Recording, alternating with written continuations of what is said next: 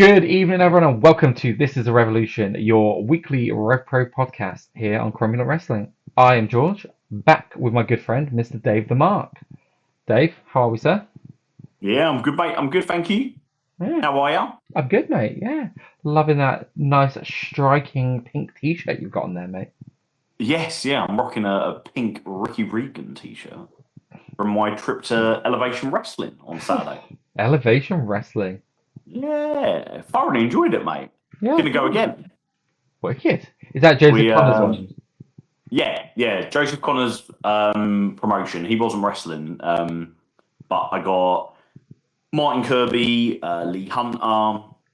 They were in the main event with Dave Breaks and Nathan Fisher.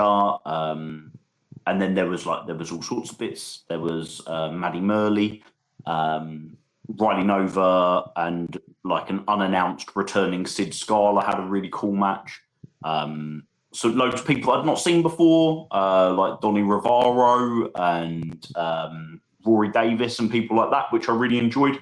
I was impressed, mate. It's like good production value. It's a tenner a ticket, so it's excellent value for money. Perfect, mate. Cost me more to get to my local. Yeah, it was.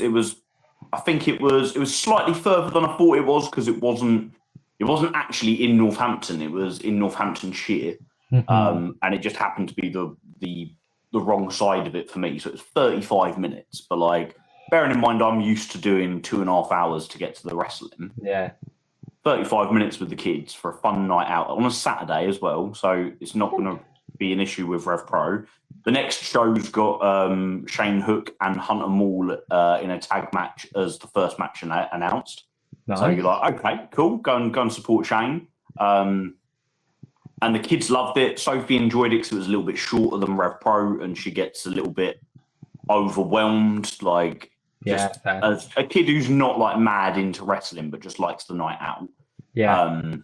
And as a little autistic girl who gets a bit overwhelmed and with just life. Yeah.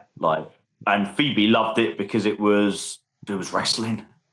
She immediately had her favourite. She loves Maddie Murley now. She's like, Maddie Murley. That's a girl I used to teach. Maddie Morgan. She loves Maddie Morgan. For a moment, I did wonder whether because I was like, Maddie Morgan's the one I'm hearing a lot about lately. I was like, yeah, it's just someone who's got a very similar name. Yeah. A girl I used to teach about pre-pandemic, sort of 2019. So girl must be in her 20s now. Great kid, great family. But Beebs had a riot. I had a really enjoyable time.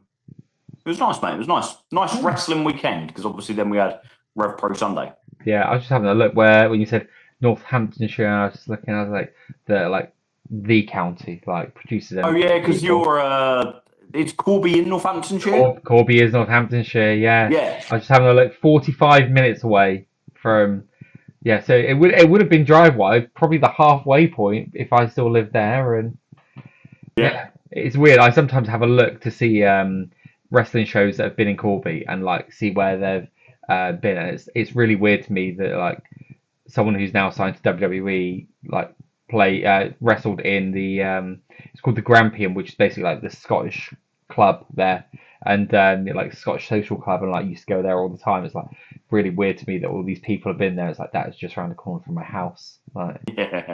Oh well, I'm glad you had such a good wrestling weekend, my friend. I still don't have any wrestling shows booked until the return to Southampton, and even then I haven't got that one. I haven't booked my ticket for that one. I'm doing an Eve weekender now in a month's time. So they've got the Friday show now on the Queendom weekend. So I'm looking forward to that. They did announce heavily suggest Jamie Hayter versus Miyu Yamashita was going to be at Queendom, and I was like, great. And then they said, we're going to do it on the Friday instead, and I was like. Gonna have to go to that now. Gonna have to go to that. But to be fair, value for money wise, on a Friday night, it's cost me 60 quid for a hotel room and a standing ticket. So we'll take it. It's my little coffin hotel again at Piccadilly Circus. So mate, that still comes up on my Instagram. And every time I look at it, thinking I'd love that. Yeah, it's great. 35 quid for the night on a Friday night, Piccadilly. So yeah, and then it's a tenner for the train. So yeah, I've got those, and then when I get paid, I'll get the Southampton tickets. I do Southampton March. So end of February, beginning of March time. It's gonna be a busy month for wrestling shows, but yeah, and then we got the announcement of high stakes, didn't we? 21st of Yeah, March. yeah. We got quite a lot announced, really, haven't we? Because We we did. we got high stakes announced for the hangar. Yeah, We got Revolution Rumble announced for Doncaster Dome. yeah, We've got the 16-man tournament to crown the next challenger for the undisputed British Heavyweight Championship for the Revolution Rumble, yeah. which sounds fucking beautiful. hmm Like, Yeah. you just think, like, I want a bracket. That's what I want. Oh, same. And I really want a bracket. They don't always do brackets. In fact, I can't really think of many times I've seen a Rev Pro bracket. I love a And bracket. I suppose there's logistical reasons against it, right? Cool, You've got sure. you put a bracket up and then something can't quite happen. We're all going to know it couldn't happen. Whereas if you've just got it planned in your head and then things can't happen, we never know Yeah. that wasn't plan A. Cool, sure. But even then, to be honest, if we don't get a bracket, I'm still going to love every time something's announced and you're like, ooh, Do you didn't know see that coming. my only, and I, for those who are listening on Spotify, which, look, I'm just going to say this, we hit 50 Spotify subscribers this month. Very happy with that. So thank you to all of you on Spotify. Love you all over there. But for those who are listening, I'm doing air quotes when I say the only criticism, air quotes, I had on the last tournament was, even though it was 8 people, it felt really short and really quick. And I was like, oh, Yeah. I wanted more. I wanted more. It left me wanting more from it. So saying that this has been expanded as well is, yeah, really cool. Really looking forward to it. But I just feel like there's going to be like, Andy alluded to it already, didn't he? That there'll be, it won't be 16 people that we see every week. hmm Yeah. There will be an opportunity for people, and that's cool. I love that. Yeah. Maybe I'll finally get my Nico Angelo back in Rev Pro. Oh, imagine that, mate. Imagine that. Well, speaking about getting things in Repro, speaking about announcements, Dave, I feel like I willed something into the universe. I'm not going to take full credit for it. I'm going to take partial credit. I think a year of tagging a certain couple of tag teams in posts and a certain Mr. Dax Harwood always liking and eventually saying, okay, let's do it on literally January the 1st this year after I said it yet again. The vindication of seeing Young Guns doing Shatter Machines and go, they can't possibly be doing it. They can't possibly. Yeah. I think I said to a few people, right? I'm going to be quite honest. With that match being booked up, so I'm front row. I am facing the ramp. I'm the middle seat facing the ramp. Like, I've got the prime spot as far as I'm concerned. They can put on contender matches and a 3-hour debate between David Francisco and TK Cooper of who is most hard done by in Rev Pro, and I won't care. They can do that. I've got my money's worth from that one match we announced. That, and when I say people, I think sometimes people throw dream match around quite a lot in wrestling. Okay, right? Yeah. There are matches that if I did really deep thought into, you could come up with a dream match. For me, as a fan of tag team wrestling, of someone that over the last 2.5 years has really got into the British scene, who really gravitated towards Luke and the style that Young Guns do, and seeing that reign that's gone through, as someone who has loved FTR for a long, long, long time. My dream match to see live a couple of years ago was FTR versus Young Bucks. That was my dream match in all of wrestling. I've had that. This is quite literally my dream match. Rev Pro is delivering me my dream match for wrestling. Like, I couldn't. There aren't 2 tag teams in the world that I want to see wrestle more than these 2. Mm-hmm. Because like Rev Pro is my first choice promotion. Like, I've quite enjoyed. I watched the Royal Rumble and I watched Monday Night Raw last night. When we finished here, I'm going to watch AEW Collision from the other day for the first time in God knows how long, but the Tommaso Ciampa, Mark Briscoe thing, I was like, yeah, why not? Why not give it another go? Yeah. Clark Connor's turning up. I love him in New Japan, so I'm like, yeah, why not? But like Rev Pro is my number one. It's Like, the home team. Yeah, exactly. And so Young Guns as, for me, the best tag team in my home company. Mm-hmm. And then FTR are like my international team in the sense that they are like the international version of the Young Guns. They are proper tag team specialists. Mm-hmm. There's literally, if you could say you're going to get to see FTR, who would you like to see them wrestle more than anybody else? And then you said we're going to get a Young Guns match. Who do you want to see them wrestle more than anybody else? You're putting these two together. Yeah. I love the fact that they've announced it really early. Yeah, so do because I feel like, it does no harm whatsoever to get a match with the caliber of this being talked about. And, I'm assuming, I've never sold tickets to anything in my life, but you want spike in ticket sales, don't you, over the course of the better part of a year that they're on sale. I can't remember when they went on sale, but it was long before Christmas. So I want to say beginning of November. So you're talking about like a 9-month or maybe even longer period of sales being, tickets being available. You get the initial spike in sales when they go on sale, and then you want spikes when matches are announced.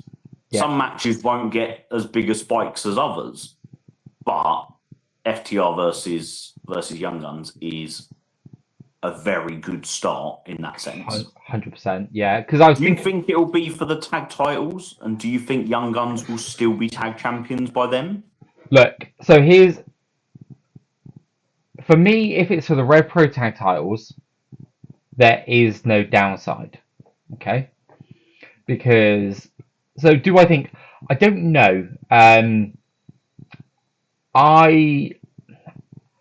In some ways, I'd prefer either both teams to come in as champions or neither team to come in as champions, right?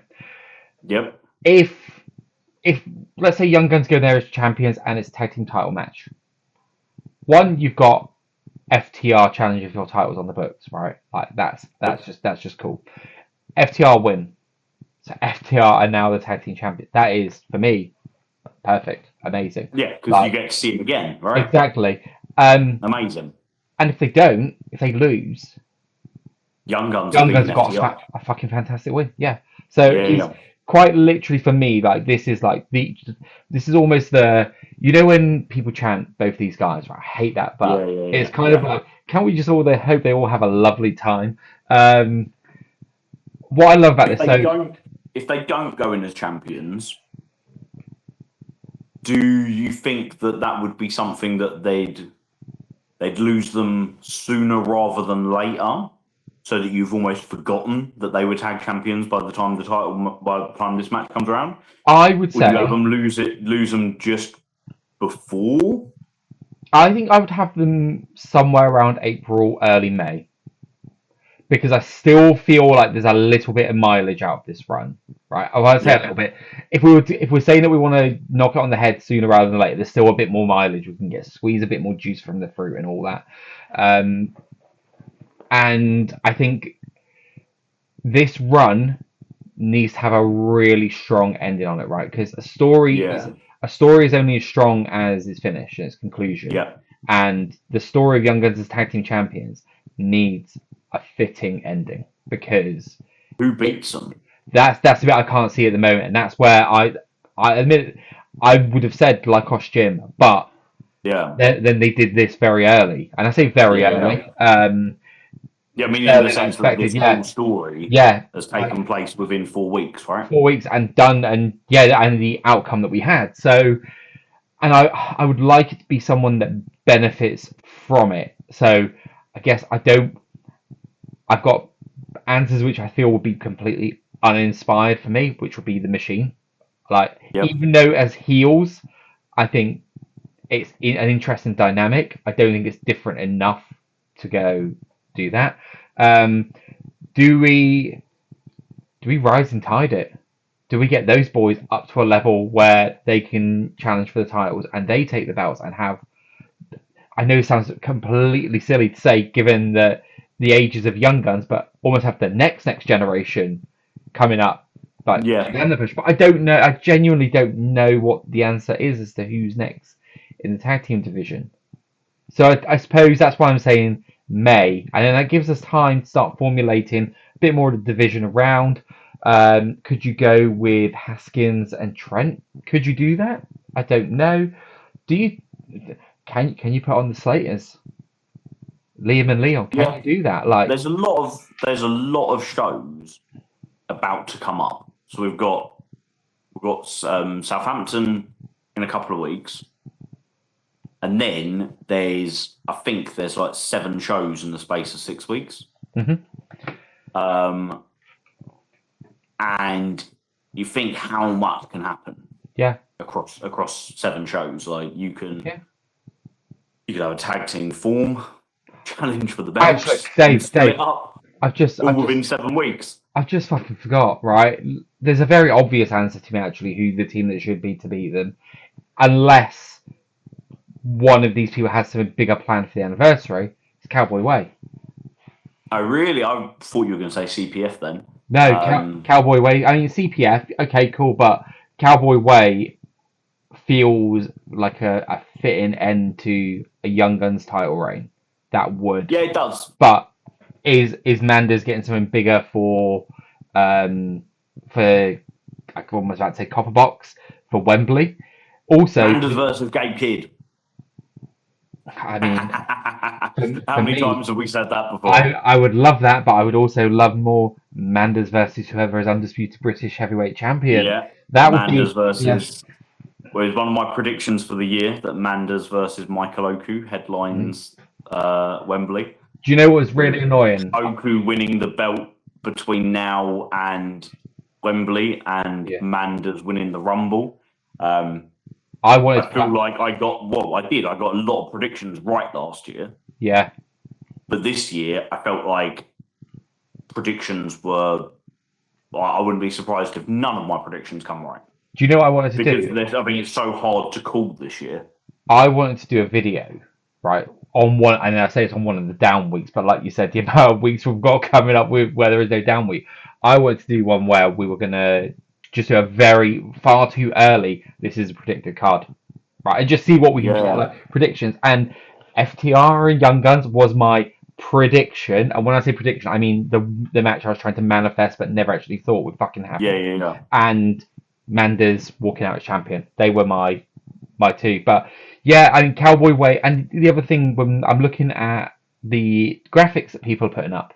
So people are putting up their show graphics, and I can see that Thomas Shire is at 2 or 3 of the same shows that Manders is at. Thomas Shire, right? He's in Rev Pro for the foreseeable, right? He's like got 3 or 4 shows. Yeah, and I think 1 Coventry, 2 Southampton, I think is what I definitely saw. So again, like you've kind of got that to go. And there could even be, like we know that that high stakes is happening. Yeah. But it's not on. No one's allowed to announce that yet because Andy's literally only revealed it 2 days ago. Exactly. Yeah. If you don't watch the Rev Pro wrap up every week, people, like, have a word with yourselves because Andy is literally telling us what is going to happen every week. I love it. It has become one of my favourite parts of the week because I feel like the A squared circle's back a little bit, and it's very different because it's all in story, whereas A squared circle was pulling the curtain back. But I love listening to Andy Wilden talk about Rev Pro because he's like one of the only people in the world that's more passionate about it than me. Andy's shown his fucking acting chops on there as well. I guess I've got to make this work. And like the facials he was pulling, I was like, Andy, go on, man. Like he was doing it. But yeah, and this is kind of a nice position to be in some ways that I don't want to know the entire journey, and I know there's enough pieces in place. It would just be what I want them to do, I don't want it to turn into another situation where Young Guns really had to carry against a team of the moment. And I want a bit more happening, kind of like we're seeing in the women's division, we're seeing in the cruiserweight division. I just want it fleshed out that a little bit more, and I think we need that. Yeah. But promising signs, because like I said, all these other divisions, we're seeing these stories going. We're seeing probably more stories going on than I can remember at once across more divisions at the same time as well. Yeah, I agree, mate. So yeah, but yeah, it just made me so happy. Like I was legitimately getting messages from people saying it's so nice. Like when like, a match has the ability to kind of pull something out, you go, this is gonna be really fucking cool to see. But I'm not gonna be able to cheer for FTR that night. That is the one thing I can guarantee. Like I would not be able to cheer for them. I mean, I'm gonna imagine that there'll be pre-show meet and greets and all that stuff, hopefully. And I will be there with FTR tops and everything, like all of that. But when it comes down to business, will not be. But for me as well, it's a nice personal kind of. It was 10 years ago that I saw them live for the first time against American Alpha, and I talk about that match. Right, I was early 30s. It was literally actually it was the day before my 32nd birthday, and I was watching it, and I remember like, I was in that really smart period where I was on message boards and I knew what I liked in wrestling and what was serious and all of this. And that match, I remember I wanted nothing more in that match than American Alpha to win. And it kind of, I remember having this sense of everything kind of coming away from me going, what I think will happen, to just needing them to win and just getting lost in the moment. And I've had a lot of matches since, but that's probably in all the time I've been going to wrestling, the purest moment I've ever had of that in my life. And now 10 years later, a couple of months removed from it, I get to have a similar moment, just in a very different way. And that's going to be fucking cool. That is wicked, mate. That is wicked. I wonder if the schedule had changed ever so slightly, and it was this week that I had some downtime to do some the Dave the Mark schedule's become quite like a thing now. Like something goes out, the same thing goes out every Monday, the same thing goes out every Tuesday, the same thing goes out every Wednesday. And it takes until there's a break in weeks for it to be like, cool, I can get that interview out now, or now I can do that list. So had the schedules been slightly different, I might have been predicting a different main event for Wembley, because is there a chance we see AJ Styles at Wembley Arena in a Revolution Pro Wrestling ring? Am I crazy? If you asked me this a month ago, I'd have said, yes, you are crazy, because my understanding of the situation was very different to actually what it is. And me too, mate. Me too. So I genuinely thought he was going to beat Gunther on Sunday, because I was like, well, they're not going to end it here, because that's like he's fallen at the first hurdle. Yeah. And then you realise what an absolute plum you've been, because you realise that the retirement tour's been happening. Yeah. That's why he's had all these qualities. That's why he's done all these wicked things in the last year. Yeah. They haven't suddenly remembered who he is. It's he's had his Cena year at the same time as Cena. And so I was at a gig on Saturday night over in Camden, and I was on my way back over to the station, and I got a text from good friend Marty, and he said, "So what do you make of the AJ stuff? What do we think is going to happen?" Now, look, this is where I'm going to go full hypocrite mode, right? I complain about WWE a lot.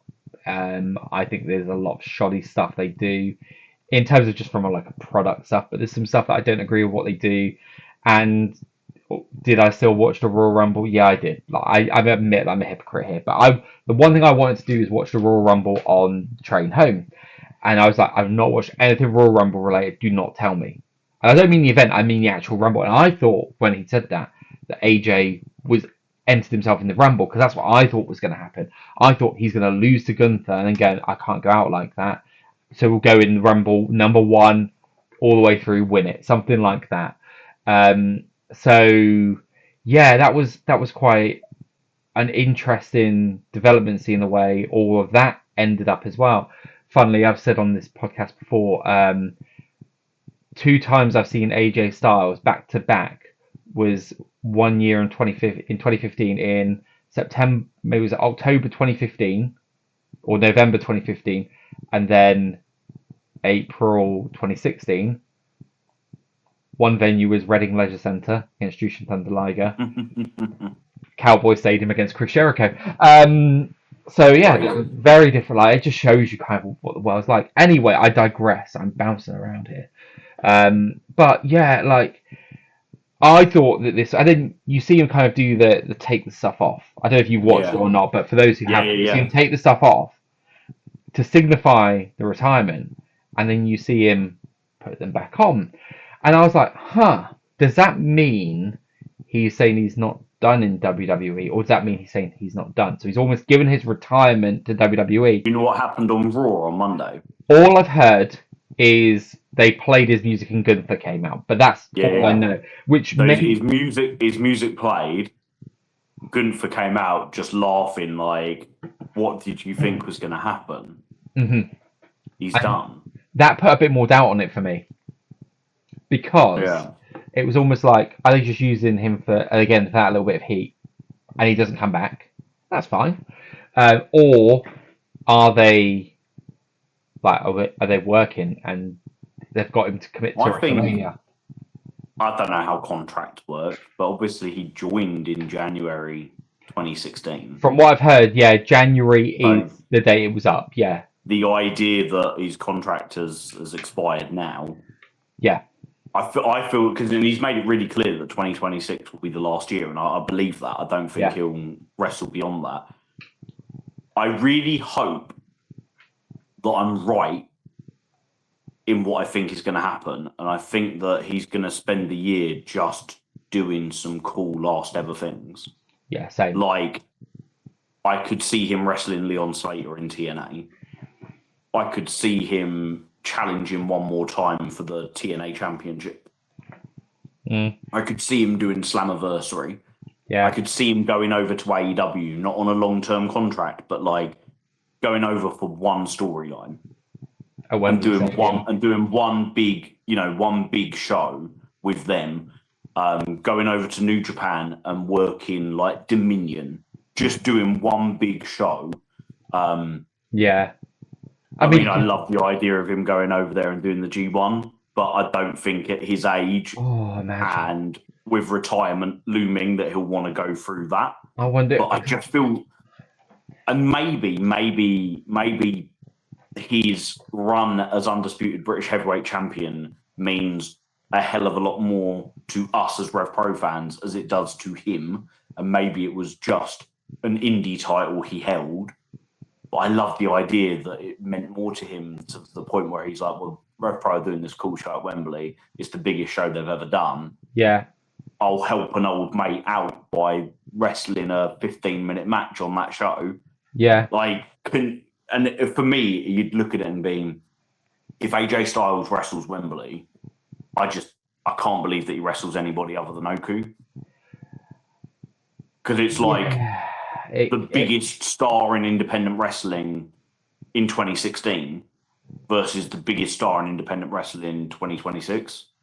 I would say, so for me, the only way he doesn't wrestle Oku is if Andy somehow manages the Dark Arts and pulls off the Leon Slater match, right? That is it. And this is me assuming that that's a TNA match. And we've spoken about that match, how we want it, and I think you and a few other people all kind of come to the agreement that we know what would happen if that match tried to get booked, right? We just know because that is a match that you put out there saying this is going to happen to sell more tickets, and then if that doesn't happen, I'm trying. It's a bit like the Gabe Kidd versus Katsuyori Shibata match, isn't it? That never actually happened, but Rev Pro got the closest of anybody to it happening by getting the Phantasmo and Shibata versus Finlay and Kidd match. Yeah. Where you got them facing off together, but no one's been able to pull off the one-on-one match that everyone clamoured for. Yeah, I mean, look, when it comes to AJ, I think if you could get him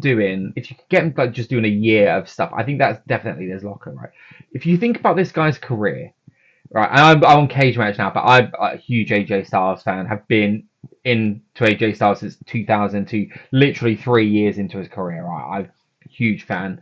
It's funny, like, there's more time has passed in his career, obviously, since I first started seeing him live, like by like triple the amount of time. Like it's crazy. AJ Styles has appeared actually in the old NWA. He's Yeah, been part of WWF.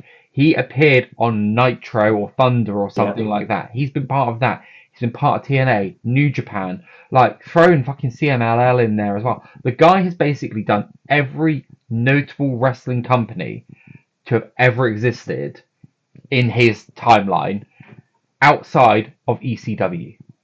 Like the Yeah. so I really hope that he goes. Let's just tick off a few more of these. Let's go and do CMLL. Let's go and do a bit of road. And I think he will. Like if he doesn't, if he signs again with WWE for a short term, I could see him maybe going through to WrestleMania and doing another match, and that would be it.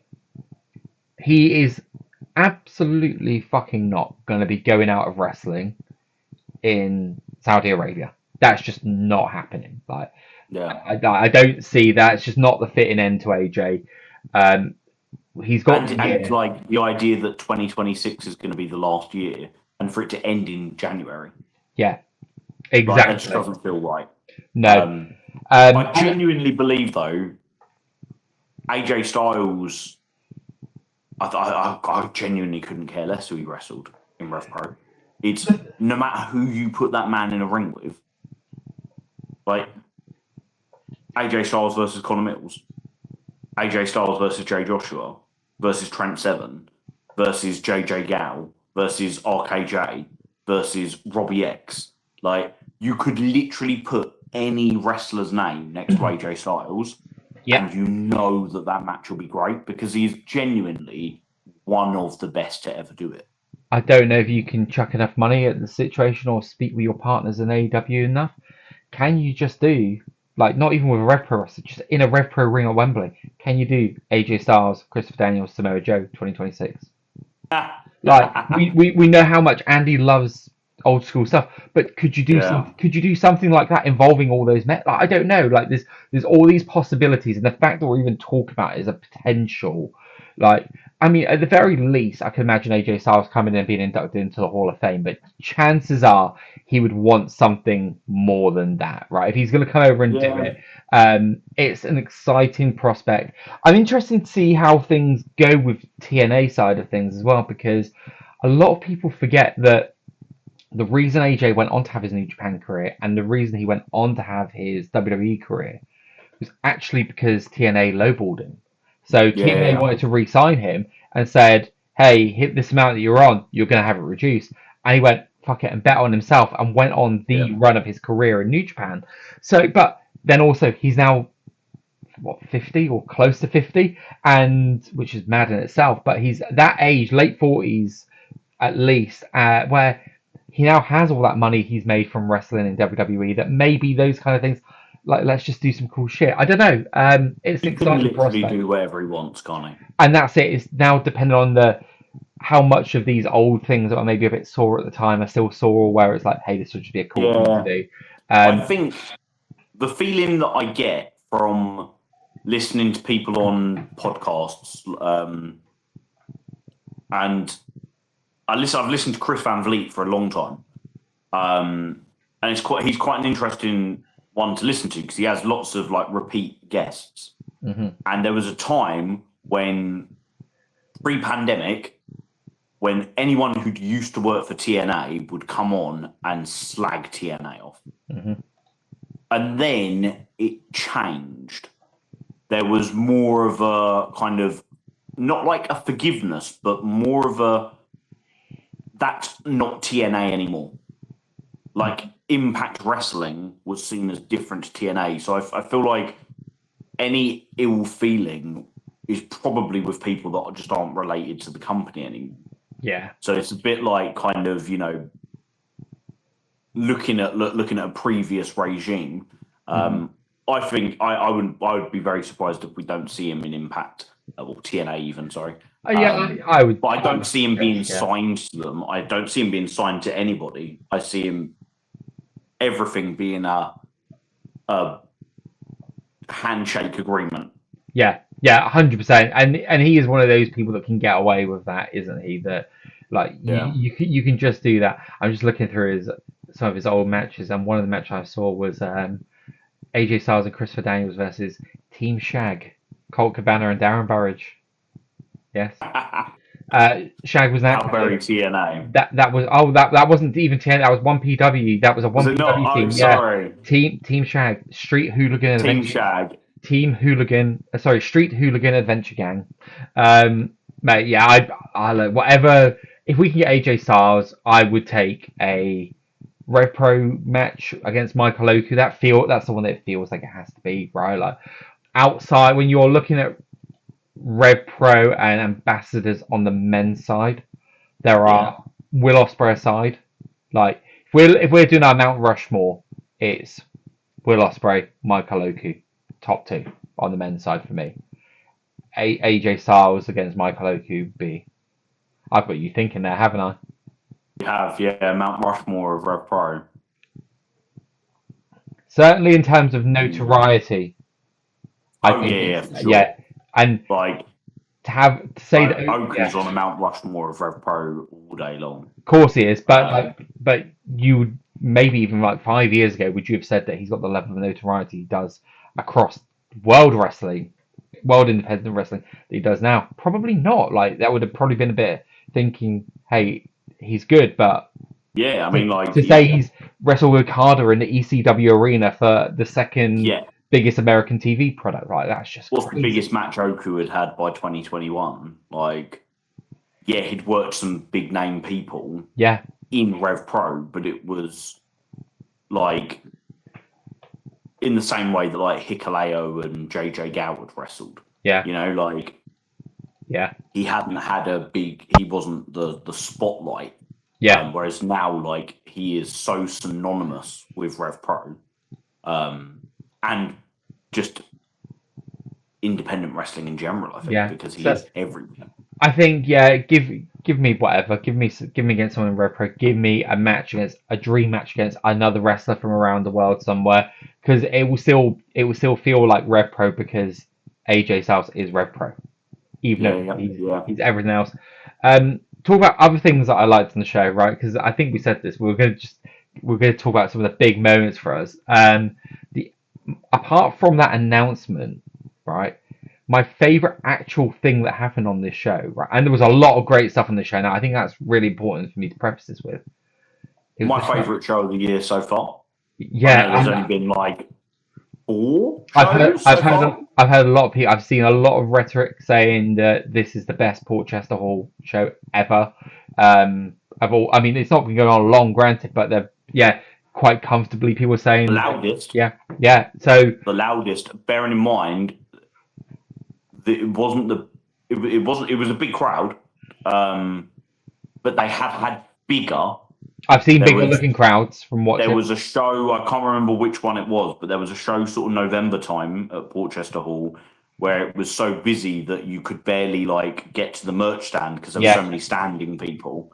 It wasn't, but what they have done is they've made the seating areas wider, so they're getting more people sat down and less standing. But it was definitely the loudest from the very, very start. Like the Bryant's got this enormous pop. Leighton Buzzard was so over, and it just went all the way. And the TK Cooper versus Jay Joshua match is single-handedly the loudest match that Portchester Hall's had. I was standing next to Craig Armand when it was happening. Well, no. He came over to see me just after it had finished, and I was just like, that was the loudest one. And he was like, yeah, it was. Nice. Well, for me, my favourite thing on the show wasn't even a match. It was a segment. Shah Samuel. Fucking perfection. Absolute perfection. That had me, right? So I'll tell you, it had me in the palm of my hand, the palm of the hands, right? So... How did you think it was going to go before anything happened? Beforehand, I had no idea. Like, I didn't have a concrete way, right? And I thought, me neither. So I'll tell you where I came into it. I'll tell you where I went straight away. I went into it and went, he is going to announce that Wembley is going to be his last match. Okay, that's where I thought. And then straight away he said, the road to Wembley starts now. but not for me. And I was like, oh, okay, you fucked that up for me, right? And look, I've said all along, I want a heel Shah, right? Like we want the butcher. And there's times where we thought we might get it, and then we're like, looks like plans might be shifted a little bit here, right? So then Nino came out, and I was like, oh, before Nino came out. Yeah. Sorry to interrupt you, mate. Before Nino came out, and he mentioned like being hurt. Yeah.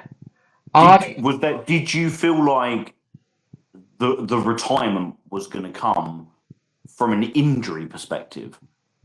No, but the reason I didn't is because, look, I don't profess to know any of these people personally, all right? Like, and by these people, I mean Andy, Sharp, people like that.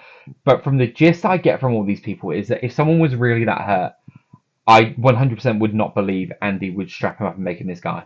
But I just don't. Even though it would be something amazing to do for him in his career and give him like, I could see him wanting to do all of that from like what he's done for the business and what he feels Shah deserves. Okay, I just do not believe for a second that if he was that badly injured that he would have ran with that. He would have found something else. I believe anyway, and I think I was thinking like like Lucia Lee is on the shelf for quite a long time. Yeah, and her kind of deal was, as I understand it from reading her posts, was she'd had a niggling issue with her knee. And she'd worked through all her dates and then was like, right, I'm going to finally get it checked out now.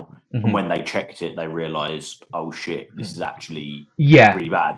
I was thinking that maybe Shah had like a nagging injury that was, you strap it up and you're fine, I'll be fine. Like, it's not going to stop me wrestling. Yeah. But at some point, I should get it looked at. Yeah. And that maybe a doctor had then said, we're going to need surgery on that.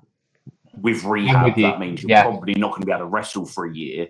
And then him being like, if I can't wrestle for a year, what's the point? Can I wrestle ever again at my age? Yeah, I get you, and I suppose I bought that. That's interesting because when he said what he said, I didn't buy it in the same way that you did, or interpret that in the same way.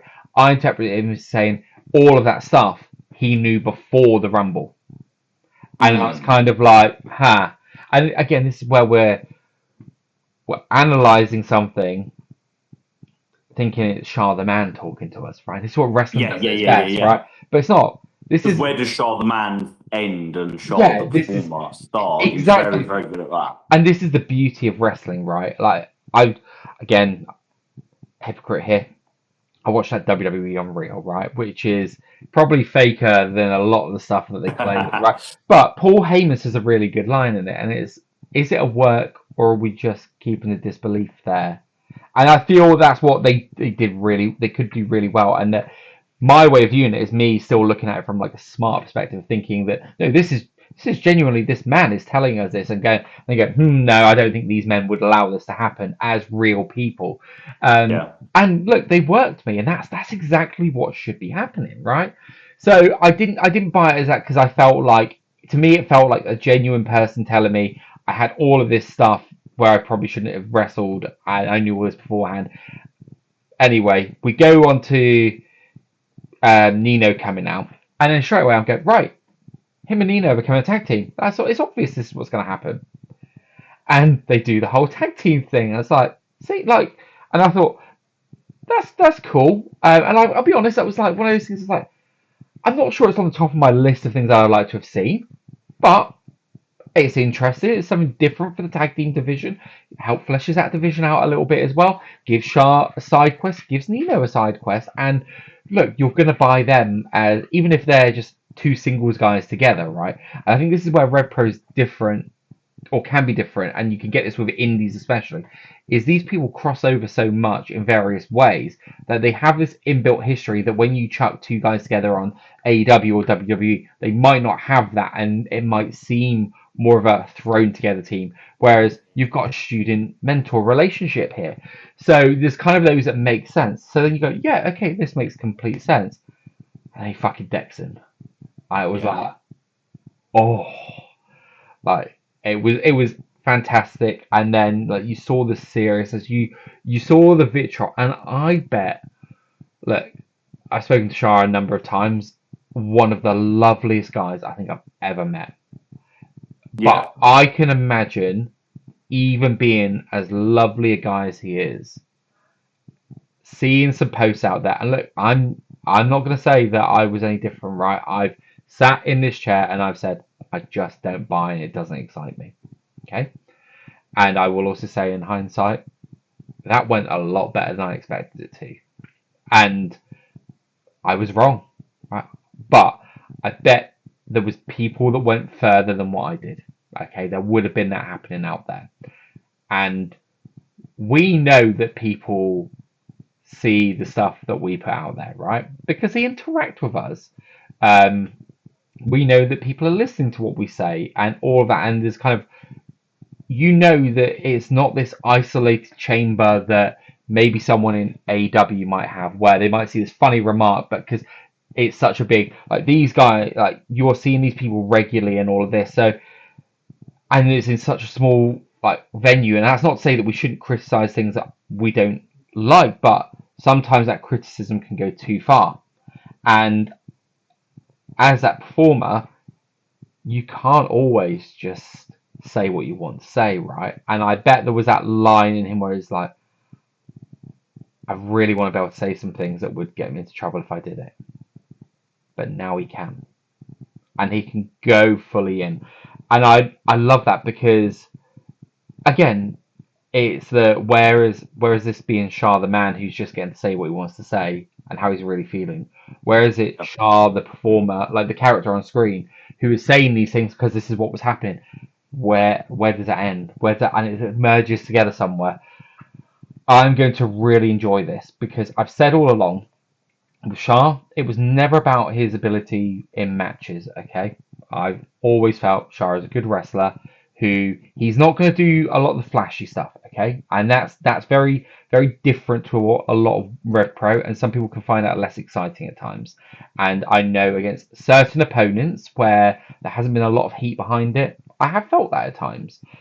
But he is very good at what he does do, except the moonsault, right? I love the guy, but except the moonsault, we have to add that in there. And he knows. But where I've always felt he's excelled is where he's allowed to be more than the one note character, more than just the oi oi, right? And David Francisco, I keep going back to that. One of my favorite things I've seen in Rev Pro in a long time. Again, another guy who will at times take pelters from people because he's not the flashiest of guys, but they worked to their strengths. They worked to the character stuff they did, and they were able to pull us in directions. Jay Joshua, like that again, another one of the most emotional matches, emotionally charged matches I've seen in Rev Pro. Part of that is because people wanted that change. They wanted Jay to be in that position. Part of that was Shah coming out dressed like he was going to a fucking Three Lions video. Like, and he knows what he's doing. He knows with character work how to get the most out of people. Something we throw at TK Cooper a lot is everything TK Cooper does is thought out and meticulous. And I feel that Shah will be that guy. And I don't know, but he feels like that guy. He'll go out there and do what the promoter wants him to do. But if he's given something to sink his teeth into, he can go out there and do that same thing and has that. Because he's experienced. Look at where he's worked. Look at what he's done over the years. Like, he's done a lot over the years. He's seen the scene as it was before. He's seen it as it is now. He's worked in the WWE system. The guy's a bank of knowledge, and I think we're going to see the best work of his career now. Mate, I wrote in my 10 takeaways, just, I wonder how many people in Portchester Hall really know what the East End Butcher is. Like, how many people were either there in like 2015, 2016 watching it, or have gone back and watched it? You know, how many people know like the horrific ordeal that he put like James Castle through in the Revolutionists? And you're not just talking about a heel. Mm-hmm. He is vile, like a full-on bully, And I think you're not going to see him on merch again. You're not going to get a word out of Shaw Samuels. He's not going to be going on podcasts and talking. Like, if you like Shaw Samuels and you love having a chat with him, that's not happening anymore. Now, anytime you see him, you're going to be shitting yourself because he will, like, get in your face and make you feel like the world's smallest man. Because he is, like, the nastiest man in that locker room. Like, you think, like, Rev Pro heels, there aren't that many. You get Weasley heels, and you get taking a shortcut heel. RKJ can be a dick when he's playing heel. Yeah, I feel but like he's more like a cocky dick. Yeah. He's not a guy who's going to get in your face and, you know. Yeah. We fucking saw it at Uprising when Shah lost his shit. Yeah. You know, I thought he'd done it again on Sunday because he absolutely clocked Parker the Contender, who was like just almost in the front row. And from where I was standing, it looked like he'd clocked somebody in the front row. Yeah. Like, he will not toe the party line in terms of what he can and can't say. Yeah. He will break every rule. He'll do whatever he wants. I wouldn't be surprised now if he goes after everybody that the fans cheer for. Yeah. You know, like, you like Connor Mills, well, I'm going to smash up Connor Mills. You like Jay Joshua, I'm going to smash up Jay Joshua. I wouldn't be surprised at all if we see him, like, just still being in this title picture. He needs to. He's going to be the top heel in the company. He needs to go after the little Welsh boys. Yeah. Like. Yeah, I'd love to see Shah Samuels, like, absolutely snap Tommy Vril in two. Because, like, Tommy is so... He's got that dancer's flexibility, and his body can kind of bend and twist and contort, and he's very good at selling. Yeah. Shah could break him in Wales. Like, do you know what I mean? Like, just... Or have him break him in Southampton on the road to breaking Leon Cage in Wales. If you want to put the more Rev Pro established lad on the big show. Yeah. He used to go after all the contenders. I don't see that happening again. The contender system isn't what it used to be in terms of there's not like the crop of ring ready contenders. No. So, but there are a lot of smaller wrestlers. Leland Bryant, good luck, son. Like, Shah is going to snap you. I'm really looking forward to it, mate.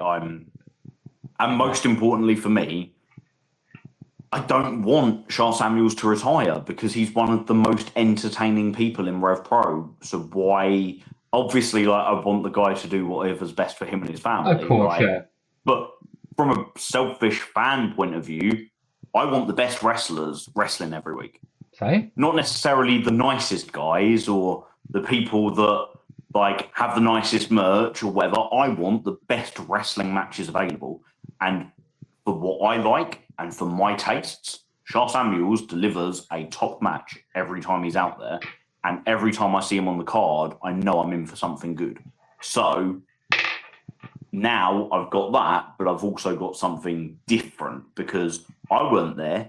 You know, I've gone back and watched it all, and I feel like I know what the East End Butcher is more than a lot of people will do from a historian kind of approach. I've never sat front row. I've never had him walk past me, like, as the East End Butcher. And Shah and I get on, like, really nicely. Like, he's lovely to me, and has always supported the stuff that I do. I will be shrinking into the shadows when he walks past me now. Could Shah Samuels deck Dave the Mark? Mate, it's not. But, you know, you could look at him and be like, "We can't do that. Dave's got no in-ring training whatsoever." No, what it would be could Shah make Dave the Mark shit himself in front of everybody through fear and panic? Yes, he could. Yeah, it wouldn't be a work; it'd be a shoot, brother. I just think it's too early for Shah to have a face turn, mate. So, Oh, I'm uh, so close to dropping the C bomb there, mate. But I'll uh, behave myself. we I'll text know. it to you instead. Yeah, we know what you're thinking here. It's funny because like back in that time, I only ever saw Shah wrestle once, and that was again that was Global Wars UK. James Castle and Shah Samuels defeated by Tenzan? no, that was No. Gallows and Anderson. I couldn't remember. Oh yeah. I knew it was um, Tenkoji was one of That's the teams. it. I knew that Gallows and Anderson was the other team, and I couldn't remember which of the Revolutionists and the Thrillers, I think it was, faced Yeah. on Global Wars. But to be fair, on the previous night on Uprising, they did beat Tenkoji, so Yeah. that's it. But yeah, they won by DQ. Probably some shenanigans. Let's Oh be fair. yeah. Shenanigans. Um, yeah, and then yeah, Tenkoji defeated the Thrillers, Joel Redman and Mark Haskins. Yep. Oh So, question for you, mate. yes. What are we doing now with Lycos Gym? Oh, it's funny. I was going to ask you the same question. Liam Slater. Oh my god, that smile. I don't know if you caught that or not. Oh, Watching mate, it. like he was literally smirking at the hard camera, and I was standing next to the hard camera. This is my little favourite spot in Yeah, Portchester Hall now. yeah. Um, That smile. yeah, And I don't know which bit he's smiling at. I don't know if mate, he's he had such a weird night, and in all the right ways. Do you see his reaction when Leon Slater came out? yeah, I did. He didn't look happy about that at all. He was not happy. It almost felt like, and kind of how it felt like to me is he's the one that coaches people and tells them what to do, Yeah, and it almost like was Leon trying to coach him, going, "Come on, and I it got this." also be like this. This was not in my playbook. Yeah, I write the plays, you carry them out. We hadn't agreed on this. Why are you here? Why did I not know about this? yeah, And then he played upon that in his backstage reaction, didn't say anything, was just seething whilst Leon was kind of all laughy and pally and happy with the reception he got and how he suckered the fans into thinking it was Oku. yeah, Then he was genuinely being like supportive with the Lycos boys. But the smile at the end it wasn't the sort of smile where it's like, ah ha ha, my plan has come together. It could be that. But then there was also a side of it that was just like, well, they didn't win. yeah. I Guess I've got what I wanted anyway. Like he's just so fascinating to watch. I took away from it almost like he wanted like us to split, Yeah. but I don't think it's obvious which direction he's going in here. No. In their backstage promo, the Lycos boys are just sort of like sitting there a bit lost and like they don't really get a chance to speak. And then Liam comes and joins them. Kind of Lycos gets fed up with it and he's just like, look, I didn't mean to cause friction and like I genuinely wanted you boys to do well and I got you the title match because if I didn't get you the title match, when were you ever going to get another title shot? It's taken you all these years to get this one. Lycos has had enough of it and fucks off. And then Liam says to Lycos too, you can't challenge for the tag titles, but it doesn't mean you can't go after any gold in Rev Pro. So there's that clear, like, let's push Lycos 2 into being a singles wrestler. Yeah. And then I wonder if it's like, do we then get the mask off him? Do we have Joe Nelson? Do we have Cruiserweight champion or challenger Joe Nelson? Do you know what it always feels like in some ways? It feels very similar. Like, you kind of always got like him doing the Don Callis family, the Dangerous Alliance, like just picking after all these people and just going, this will be interesting here. What I liked is that they took the interesting route with this. Yeah, and they actually pulled the trigger. Yes. They teased it with Sunshine Machine. A couple of times actually. Yeah. But they never went there with it. but they've done it with Lycos, and Mhm. they did it with. We always knew they were going to do it with the new Sons of Southampton. Yeah. They were put together to break apart. Like that Yeah. was clear. So with this one, it was like, are we going to do Sunshine Machine again, or are we actually going to do it? I'm really fascinated, and also it means the Lycos boys are going to be hanging around in Rev Pro for longer, which makes me Yeah. happy because I enjoy their work so much. So do I, and I love them as a tag team. But actually, I really enjoy them as singles guys as well. And I Yeah. think Kid Lycos is a lot more enjoyable with adversity because he's got such good character work.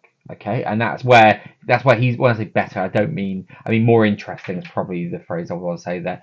Lycos too, again, you put him in the ring against anyone, he's gonna have great matches. So Yeah. you've got these two guys who can go do that.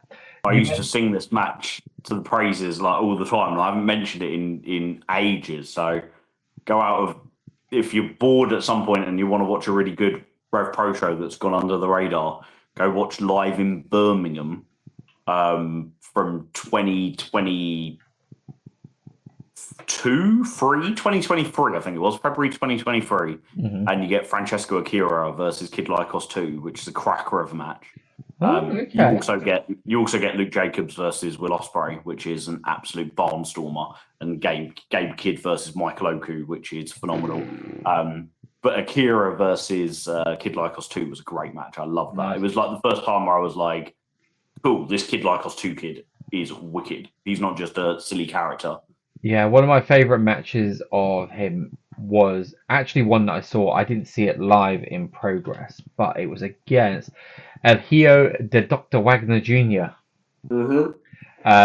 And that was just like, I don't know if you know much about the guy, but he's quite a big guy, like solid, but he's also a luchador as well.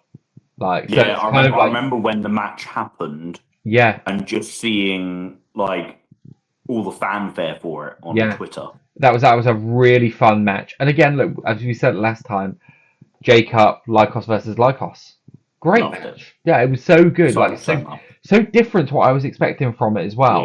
yeah. Which is what was great. So yeah, They're just really, fantastic storytellers, like yeah, in all of the ways. yeah, There are so many different ways in wrestling that you can tell a story. Like, and they do it through talking and without talking. And for me, my favorite storytelling is the non-verbal storytelling. yeah. I There's love the old school wrestling where, nobody talked, they just told their story in the ring. yeah. Right? And I want as much of that as possible. A really key point to remember in all of this as well. It doesn't mean that they can't tag together again.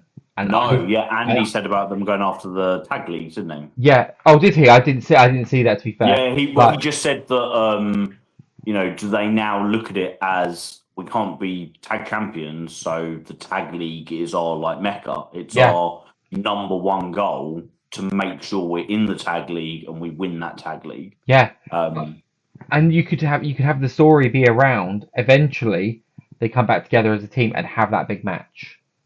yeah. Like, again, what's to say that this whole Liam Slater manipulation doesn't lead to a big tag match Wembley where they face against Liam and again, potentially Leon or something like that. Like that in itself would be again a story being told. It doesn't need titles for it. Much like you though with Liam, I thought he had a really good night. I did not see the win coming over Connor Mills. I was like, I know exactly what's happening here, and this was a theme with this show of thinking I know what's going to happen, right? And again, it's fucking theme with Rev Pro, isn't it? Like we always think we know what's going to happen, and they still surprise us. Yeah, so I was like, oh well, it's very obvious here that what's going to happen is Mills is going to win with the single leg crab. Very obvious, and he doesn't. I was like, oh. So a really, really, really great match, and I think it shows a lot. We know that there's a lot of trust in Mills, even if maybe we could do pulling the trigger a bit more on him as a singles guy, and make him just that bit more prominent. I think, but Liam giving him that fourth match just before the interval at Portchester Hall. is a big call because and it was very well received yes, for a technical wrestling match. yeah, Like technical matches are always quieter crowds, and I don't even think that it's because the crowd aren't into it. I think it's because the crowd watch it. yeah, I do too. Yeah, Like it is like you're studying it, and it can be quite hard because you don't have the big spots to get the crowd up. yeah, And obviously they do, but for the first phase of the match, they don't. So they're always matches that start quiet and build. yeah, But this was a really good version of that.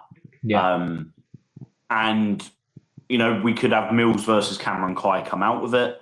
We could have Mills versus Leon Slater come out with it. We can have Mills versus Liam Slater again come out with it. We could have Diamond Eyes, if that is now officially what we're calling them. Like, we could have them versus Slater and Kai, or Slater and Slater. Like, there's loads to it. That would also be a way of bringing Jay and Leon back into the ring with each other again. So, there's loads and loads of breadcrumbs, loads of different directions. for sure. And he's very good at this stuff, isn't he? He's all right. He's not bad. So I'm just going to ask you some quick thoughts on a few matches. So the opener 6-man tag, I thought was fun. The guys looked good over on the New Wave side, is what I'm just going to refer to as Team New Wave. I thought ending it with Josh Holley and Leon having a bit of argument over who was almost like the team captain, and I thought that was told really well on commentary that Josh Holley has the more experience in terms of years, but Leon has, as Andy put it, more experience at this level. And I thought that was a really interesting way of putting it, because actually there's a 9-year age gap between the two as well. So I think there could be a really interesting story told there. Yeah, so like on the backstage reactions, it kind of really came to a head because Josh was just like, oh, "What am I doing fucking about with my little brothers? Like, I need to be focusing on me, not like these guys. Yeah. And if they don't want to listen to the advice of like the veteran in the ring, then fuck them, that sort of thing." Yeah. And Leon was like really frustrated at being patronised by Josh. So I very much feel like, firstly, my first thought is, I wonder if this match was ever going to be that trio, or if it's a case of Shane Hook's got a short-term injury, so he's booked for shows in a few weeks' time, but he wasn't fit for this show. Mm-hmm. So is it a case of, okay, well, we can't have Shane, so we'll have Josh, and if we're going to have Josh, we could tell this story. And I now see Josh going. I don't think we'll ever see Josh with Leon Cage and Team New Wave again. Yeah. But I do think that Tommy, Shane, and Leon will be a trio. Like Rising Tide. So you've got Leon Cage, the guy, on every show. When we want, we can then pull Shane Hook in and have Leon Cage and Shane Hook Rising Tide. So you've got the main character, now we've got a supporting character. And then when you want to, you can bring Tommy Vrill in as well, and you've got all three, because Leon is very much retro, isn't he now? Like Shane's getting more opportunities, Tommy's getting more opportunities. It's just good. It's a good way of being able to add diversity to the Leon Cage matches that we're getting. And it also gives really good experiences for Shane Hook and Tommy Vrill. I would agree. I was really impressed with Josh Holley. I thought he looked really, really comfortable. His promo was excellent. So you can see that he can talk the game. His in-ring was excellent, both on the offense and the defense. So, I came away from it thinking, I've always said this.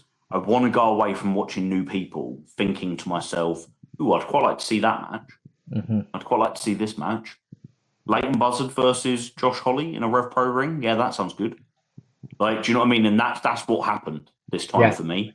Nice. I like that. There was so much going on at Uprising that it's quite hard to stand out in a big multi-man match on a massive card. But I thought he stood out really well here. The Bryants were over like anything, and I think it was just great to see them finally win. Yeah. Yeah. Nice. Leighton Buzzard and Scotty Rourke. Really liked it. It was what I like is it was Leighton Buzzard versus Scotty Rourke. Scotty Rourke is a guy I've wanted to see back in Rev Pro for a while. Like he's a top fella. I really like him. I like his aesthetic. I like his wrestling. I think he's different to other cruiserweights, and he's just a really nice guy as well. So I was like, I'd like to see him get the opportunity. But what I like is that I came away from it an even bigger fan of Leighton Buzzard than I was before. Because I'm looking at him just being like, you look phenomenal. Like, the dude is in such good shape, the best shape he's ever been in. And then he's definitely changed his moveset. So little by little, some things have changed. Like, there's the new kind of, I don't know. I'm not very good with moves in terms of like the names, in terms of describing them and the names. But the way that he does his clothesline, where it is kind of, there's like a slight stall before he hits it. So when he then does hit it, it's almost like it's almost like a two shot. Yeah, it just kind of it's got that extra power to it and a little bit of sort of like out of nowhere essence to it. He hit the Buzz Killer as his finisher. Now I can't recall that being his finisher before, and I don't remember the phrase Buzz Killer. But that was like, oh, I like this. This is new. I love the pop-up powerbomb that he's always done. Yeah, that's like a really good near full signature, and I'd like him to put some people away with that. 100%. So that he then, I like it when a signature can finish a match.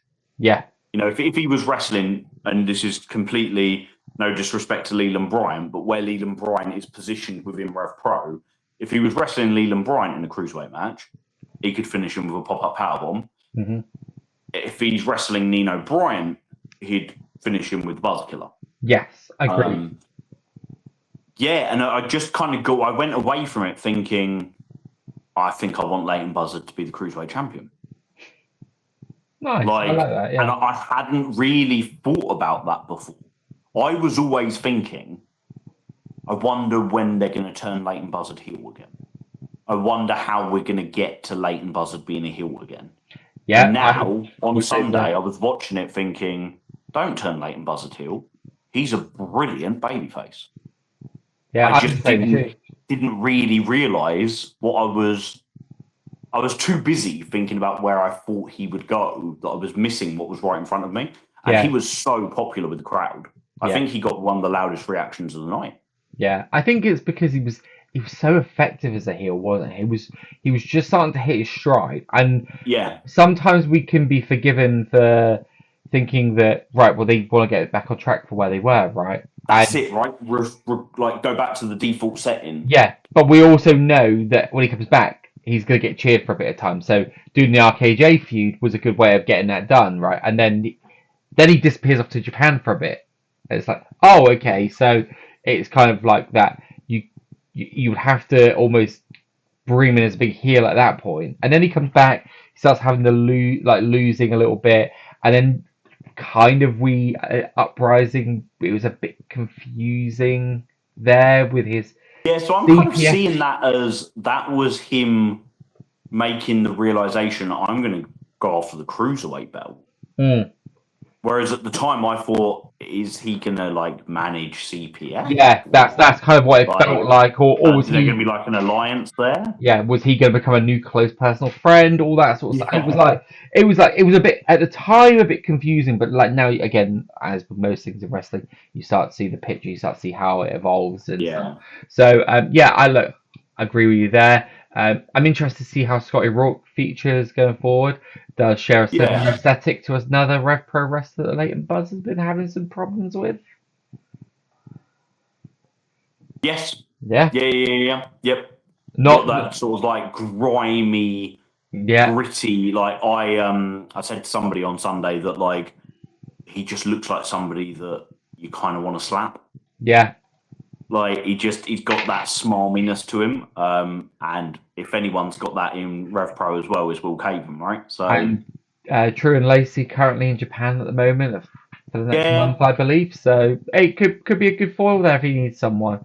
But yeah, really enjoyed Rio versus Myla Grace. I thought it was good. I've enjoyed bits of what I've seen from Myla in the few. I've not seen a lot of Myla Grace.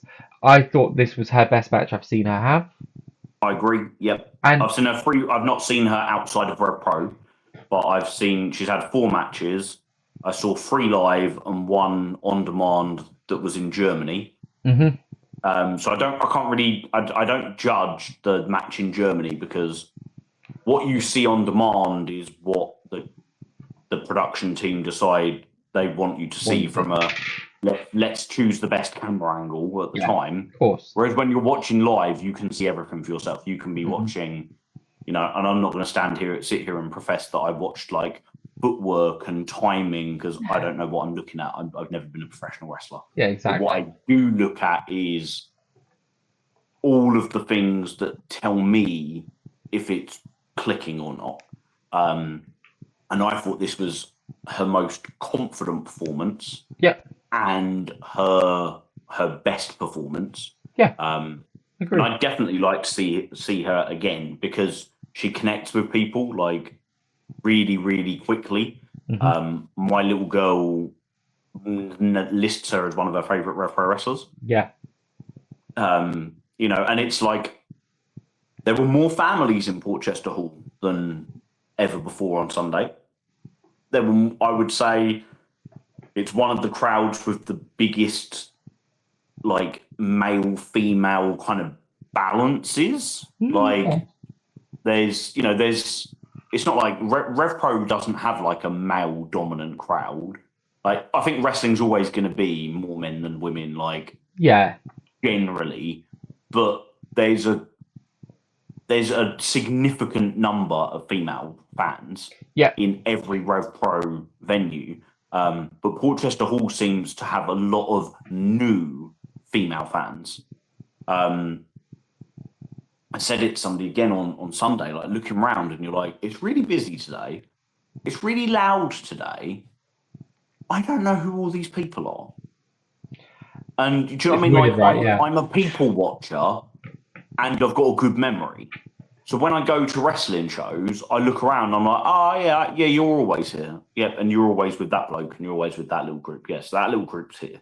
And you look around and you're like, I don't know who these are. And there's loads of like sort of couples in their 30s, groups of men and women in their 30s. I would guess where you're like, you don't look like a typical wrestling fan. But something about this in Portchester Hall has drawn you into it and you're enjoying it. yeah, Like I even had it. There was a group near me who were watching it. They were having quite a few drinks, having a really nice time, enjoying it. And then I went down to the bathroom and all the blokes from that group had gone down to the bathroom at the same time. And I was just earwigging and I heard them being like, so are we all going to get season tickets then? Like, this is great, right? Like, we need to do this every month. This is the best night out. And it was like, that's really cool to hear. That, like, you didn't even get the feeling that they were big wrestling fans. It was more like, let's go and watch this. Like, if you said to me, like, we're going to go and watch the local theatre production because it's going to be a laugh. Or we're going to go and watch this comedian, or we're going to go and watch this, Darren Brown or something, and you go and watch something that's a bit out of what you normally do, and you're like, this was wicked. When can I do this again? Yeah, I'm literally doing that next week, mate. Yeah. Go to see Darren Brown next week, and I was like, I'm not sure about this, but someone said to me, I'll buy you a ticket. I went, okay, let's give it a try. So there you go. I ever told you that I went to see Darren Brown and ended up as part of one of the things on stage with him. Are you going to tell me that you were a Progress fan before, David? No, so it was on his tour that was it was like one of his really early tours that was really famous. I can't think what it was called. It would have been about 2004, 2005. That's going to annoy me that I can't remember what it was called. But one of the things that he did, one of his many stunts that he did, was he played this little video on the screen, and he said, whilst you're watching it, there will be 5 people in the crowd who just have this sudden urge to get up and walk away from their seat. Your palms are going to start to sweat. You're going to feel like dry mouth. You're going to feel enclosed, and you're going to need to leave the space you're in. And when that is you, I need you to walk down to the stage. And I'm sitting there, and he's showing this film, and I'm like, no, I'm only feeling like this because he said somebody was going to feel like it. It's not me. It's not me. And 4 people got up, and he was literally there. He was like, someone else is feeling like it. You need to get up now. I'm talking to you directly now. You need to get up. And I was like, fuck, it's me. So I just got up and walked down, and like my brother was like, what the fuck are you doing? Sit down, you dickhead. Like, and I'm like, and yeah, and he'd worked out all sorts of stuff. He knew that, like, how old I was going to be, like what seat I was going to be sitting in. I had to pick a coloured card, and he knew what colour I'd picked. And it wasn't even like we had predetermined seats, because I went with about 10 of us, and we booked 10 seats, and then we all just sat whatever order we got there in. So it was very, very odd. It was nowhere near the oddest thing that he did, but yeah, I got on stage and shook his hand. And... I bet that would be odd. My only stage appearance I had in recent years was me and the missus. We went, so over the course of 2 nights, I went to a local comedy show, and then we went to Cirque du Soleil the following day at the Royal Albert Hall. I was asked to be part of the comedy performance, which I was basically labelled as a racist nonce. And the following day, so we went to the Royal Albert Hall, and where we had our seats, and we were close to the front, but kind of off to the side. And the performer came over to me, and he just said, like, put his hands out, and I went, and he went. So I had to take his hands, and he started walking me towards the stage, walked me down in, like, there by where the crowd were, and just left me and ran away back to the missus and grabbed her by the hand. Well, he was in my seat. Then he grabbed her by the hands and pulled her on stage. She became part of the Cirque du Soleil performance at the Royal Albert Hall. So me, racist nonce, one night. Her Cirque du Soleil. Yeah. Of all the things to be labelled, a racist nonce. Yeah, and I had no idea what we were going to say when I went up there, and yeah. Oh, mate. Yeah. Mate. Funny times. And I was making the point that I thought Myla Grace did a really good job. Yeah. And Rio's Rio, mate. And she's a star. Yeah. And this was very... I liked how kind of one-sided it was. It was not by any means a squash match, and it was not by any means, like it wasn't as one-sided as it could be. Rev Pro don't really do big one-sided matches. But there was never any doubt that Rio was going to win this. Not just from a smart mark kind of doubt. It was in the performance. Myla Grace never looked like she could beat Rio because Rio was just big and strong and powerful. Which I found really interesting because, like I said, Myla does connect with people very well. She has had some quite prominent spots out in Japan. She's also a TNA. There's all these things that go, hey, actually, this could be a bit more of a competitive match than you think. I would like to see more of her. She has bags of personality, and I've only ever seen her as a babyface until a video or two I saw recently, and I never thought I would say this in a positive sense.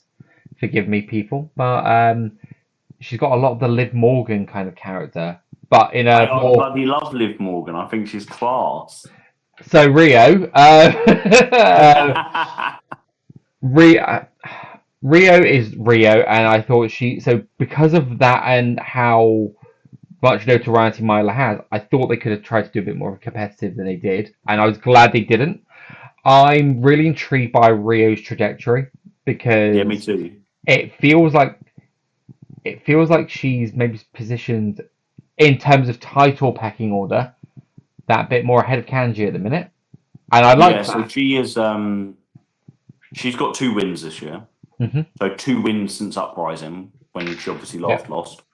Alexis Falcon's got 2 wins, Hmm.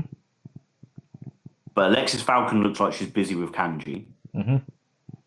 Amira's got a win, but she looks like she's busy with Sky Smithson. Yeah. And then you're like, there's nobody standing in Rio's way. But the Cutthroat Collective remain in Alex Windsor's way. Hmm. So it kind of feels like the Cutthroat Collective are like closer to being a challenger for the title, not necessarily on the back of like multiple wins, although obviously Anita Vaughan won this week, but in the sense that they've already got the champion's attention. Hmm. And I feel like Rio can then be collecting wins so that once the Windsor Reed comes together and comes to an end, Rio then is the next challenger. I have a question on that. It doesn't have to be, though. Well, maybe this is what the question you're about to ask me. It doesn't have to be Windsor versus Rio, though, right? Because we could have Sapphire Reed beat Windsor. We could, and that leads me on nicely actually to the Anita Vaughan and Nina match, and kind of what was originally going to be a Tornado tag match, right? And it had to change. So, first of all, I thought this was a good match. Yeah, I enjoyed it. Yeah, I enjoyed it a lot. I apparently, think that I really liked Anita Vaughan and Sapphire Reed's dynamic. yeah, I thought they were excellent together. They looked so comfortable, and it just there's a chemistry between them which is obviously going to be there because of the fact that it's crossing the lines between RevPro and other companies and just real life. yeah, and Nina's excellent. So yeah. this was always going to be, a match which could really deliver. Yeah. They were giving me very much again Sean and Diesel dynamic. Yeah. Like that's what it felt. Yeah. I love that Saf was the leader Sapphire Reed. That was yes. And you just mentioned Liv Morgan, but Liv Morgan and Raquel Rodriguez there's a similar.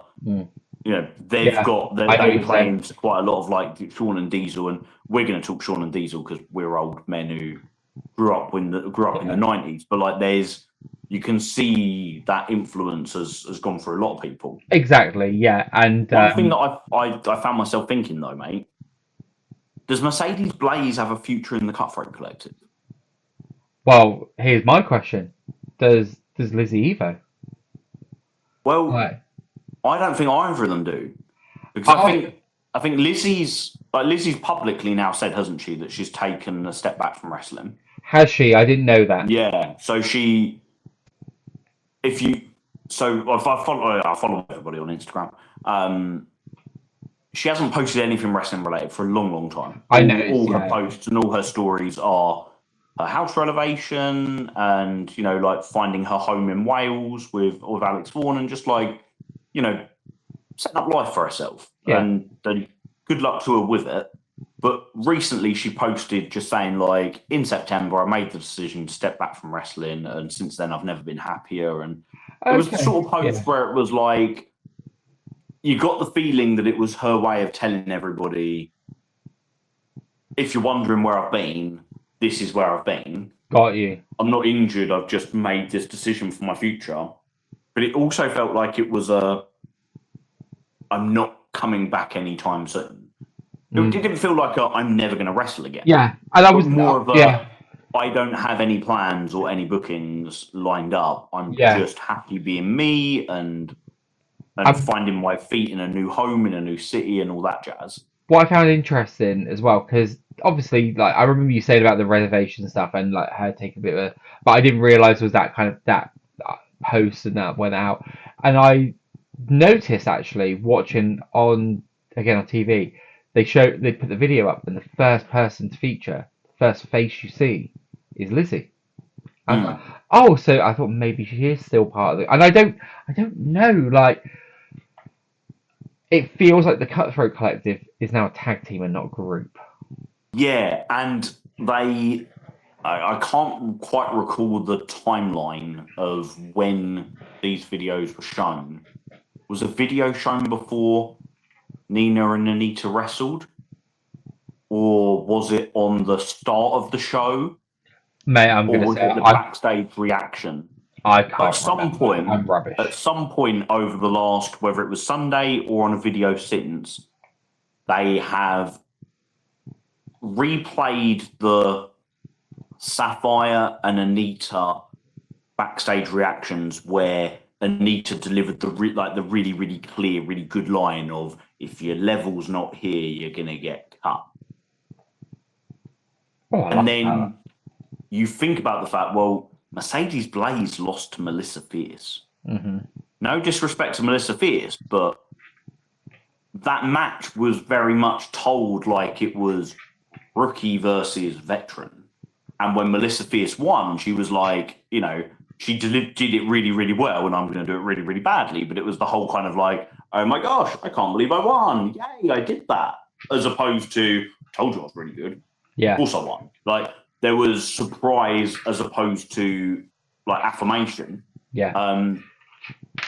And then you kind of think like Mercedes Blaze has never been a frequent worker.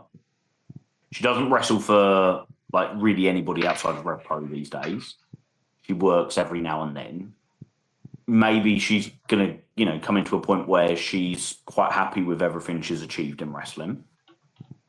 Is the Cutthroat Collective just going to be the heel version of Hyperactive? Could be.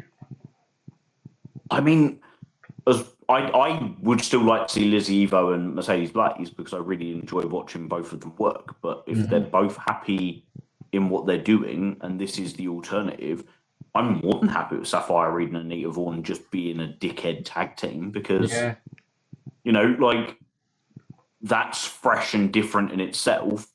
And it puts even more of a spotlight on those two women as opposed to when it's shared amongst 4 or 5 of them. We've said for a long time that we think Sapphire Reed will be an undisputed British Women's Champion, 100%. like sooner rather than later. Yeah. And Anita Vaughan is perfect as her sidekick, right? Like as her supporting character, and is also an excellent worker when she performs as well. So you've got, and there's nothing to say that somewhere down the line you couldn't then play with the idea of Anita becoming champion and Sapphire having to deal with it being like, well, I was the leader, but now you're the champion, and it's always that dynamic, isn't it? When you've got 2 wrestlers and singles gold is what they're pursuing, and you're always going to have, whether it's Kevin Owens and Sami Zayn, or whether it is, who was it in the Women's Rumble? Was it Liv Morgan eliminated Raquel Rodriguez? I think it was, yeah. One of the tag teams, definitely one eliminated the other. You're always going to get that. Just once again, mate, we've got a show that had 7 matches, and there's so much to talk about. Question. So on that then, question. I think we're going to obviously circle back to this tag match. I think this is going to happen. Does that tag match happen at high stakes? Is that a match at high stakes, or is it Windsor versus Sapphire at high stakes for you? I think the only person who can really answer that is Alex Windsor, because I think it will be determined by her schedule. Of course, but yeah. Okay. So I feel like it's, if they can use Windsor sooner than high stakes, they'll do the tag match before high stakes. I think Andy will, just paying attention to how he booked things for the last 4 or 5 years. Mm-hmm. I think he will want to do it in Portchester Hall because he told Portchester Hall they were getting it. Yeah. So I think his first choice would be this happens on the next Portchester Hall show. Mm-hmm. And then Reed versus Windsor happens at high stakes. Yeah. But ideal world and what happens aren't always the same. So Yeah, fine. take it when we can get it. So, Dave, look, before we wrap up, let's spend 5 minutes talking about the sub main event. TK Cooper versus Jay Joshua. I'm Do you gonna think let. if TK Cooper is aware of this podcast, he's going to be really pissed that we've waited this long to talk about him? Oh well, no. TK Cooper would not be pissed off that we waited this long to speak about him because it's the last part of the podcast, mate. So he'll consider it Main to be event. the main event. Yeah. You know what? This was an interesting one because this is where we often talk about the watching at home versus watching live dynamic. Yeah. And I remember, okay, so, and I want to really preface this, I'm not taking away from the match these guys had. I thought it was a very good match, but to me, as someone watching at home, it felt like at times it might have gone a bit too many times with the near falls and stuff. And I was quite surprised to see the amount of people I saw standing giving this an ovation. Again, not to say it was a bad match at all. It was a very, very good match. But it's one of those ones that, again, obviously connected with people live a lot more.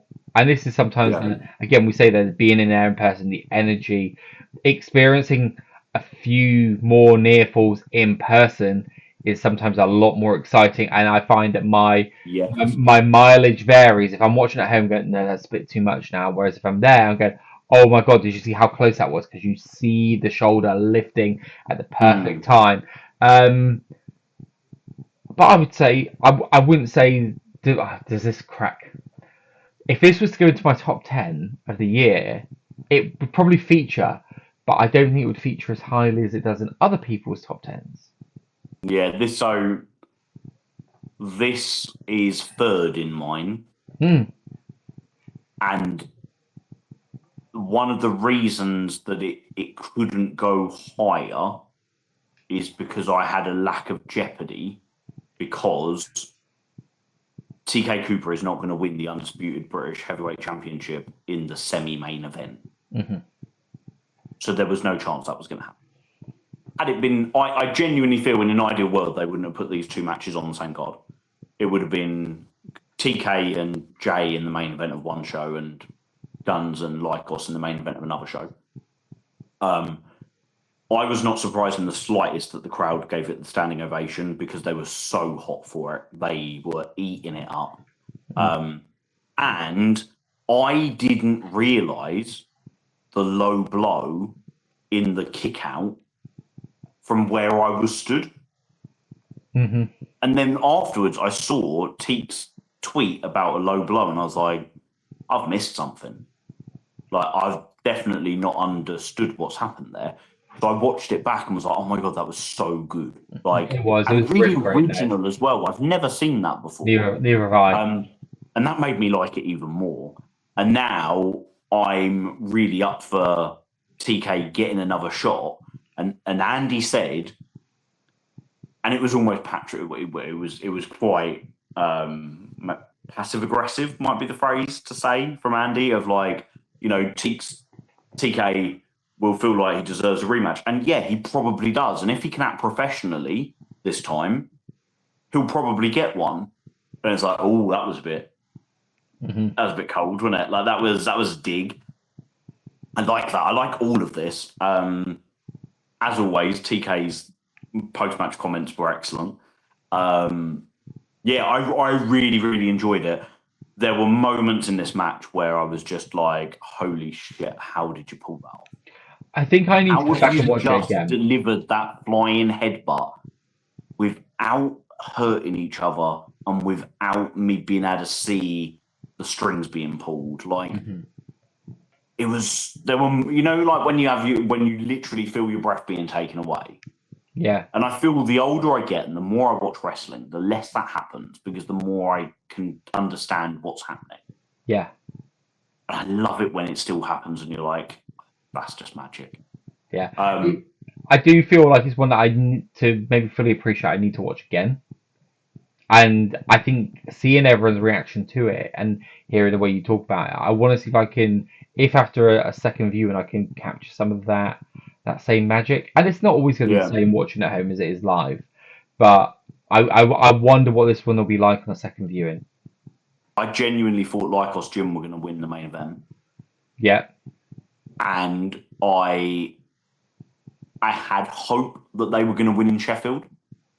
Enough hope to buy everything that happened. Mhm. And that's why those two matches are top of my 10 list now. Because anyone that pays attention to my top 10 list and the weird way that I do it throughout the year and just listens to our podcast knows my biggest enjoyment in wrestling is the jeopardy of a championship change. Mhm. So, you can have the greatest match one-on-one, but then if somebody else is wrestling for a championship and I don't know the outcome and I fall for it all, yeah, that's going to go top because of my emotional investment. It's why I never profess that my top 10 list is the best matches. It's the matches that I enjoyed personally the most. of course, yeah. Um, I'm intrigued to see where TK goes from here, especially. I'm intrigued to see if the inclusion of Thomas Shire, especially with the way we ended things at Uprising, means that we're gonna take a detour through the number one contenders tournament with the Machine and Cowboy Way. I hope so. I want to see Chuck back. That'll be a really I think interesting. Shire could be in the tournament himself, though, right? And that's the other option is that you could have them over and they could be in the he could be in the tournament as opposed to wrestling as a tag team. So that's So could Mambo. yeah, exactly. So you've got those bits to look at there as well. Also, I'm intrigued to see if the parallels between how TK is feeling like he's being wronged and how a certain Mr. Francisco, who was live tweeting the show and referenced on commentary as well, about whether something happens there as well. So Yeah. there's And then a lot to consider. there's also parallels between Teeks and Shaw because Teeks turned, the crowd turned on him. Yeah. So he took the sunshine away. The crowd turned on Shaw.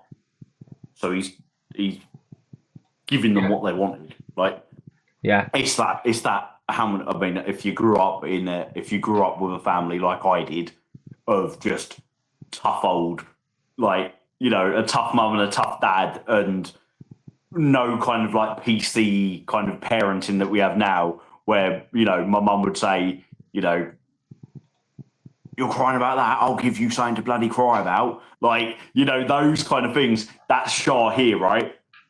You're booing me now, I'll give you something to fucking boo about. Like, God bless my mother and her beautiful soul. She was a wonderful woman, but My mate, I'm mum having would it say the again same. where I'm gonna have to wave goodbye, right? Oh, he's waving goodbye. Well, Dave, it's been a pleasure, my friend. We'll Yeah. catch up next week. I don't know if Dave can still hear me, but there we go. Look, production at its finest, people. So thank you all for watching. Thank you all for listening. We will be back. I'm just looking at the schedule now. London 104 was actually the show before a break, before we got Southampton in a couple of weeks. So maybe next week, me and Dave can come back and do that. Wembley predicted a bit too soon. I'll tell Dave to come with a few matches. I'll come with a few, and we'll just chat. Until then, we're out of here.